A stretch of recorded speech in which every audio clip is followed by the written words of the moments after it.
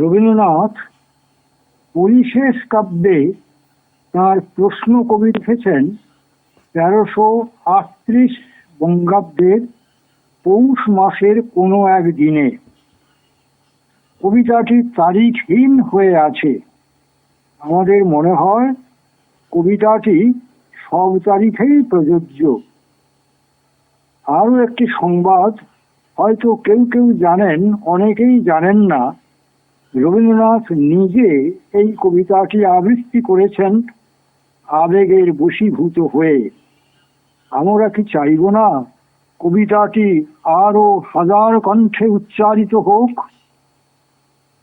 এই প্রশ্ন তরুণ কবি সুকান্তর মনে যে আলোড়ন তুলেছে, তার ফলে তার অকাল মৃত্যুর আগে তাঁরও বিবিধ অভিযোগের কবিতা কি সৃষ্টি হয়নি? আমাদের মনে, আমাদের অন্তরের মধ্যে কি বারে বারে এই কবিতা এক প্রচন্ড অভিঘাত সৃষ্টি করবে না? তাই বিশ্ববিধাতার কাছে আবারও সেই প্রশ্ন তোলা যাক, ভগবান, তুমি যুগে যুগে দূত পাঠায়েছ বারে বারে দয়াহীন সংসারে। তারা বলে গেল ক্ষমা করো সবে, বলে গেল ভালোবাসো, অন্তর হতে বিদ্বেষ বিষ নাশো। বরণীয় তারা, স্মরণীয় তারা, তবুও বাহির দ্বারে আজ দুর্দিনে ফিরানো তাদের ব্যর্থ নমস্কারে।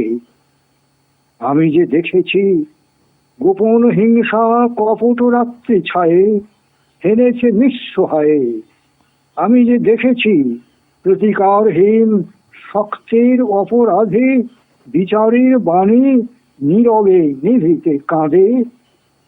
আমি যে দেখিনু তরুণ বালক উন্মাদ হয়ে ছুটে কি যন্ত্রণায় মরেছে পাথরে নিষ্ফল মাথা কুটে।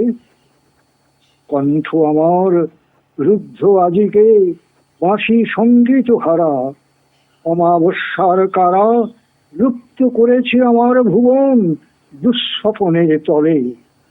তাই তো তোমায় সুধাই অশ্রু জলে, যাহারা তোমার বিষাইছে বায়ু নিভাইছে তব আলো। তুমি কি তাদের ক্ষমা করিয়াছ? তুমি কি বেসেছ ভালো?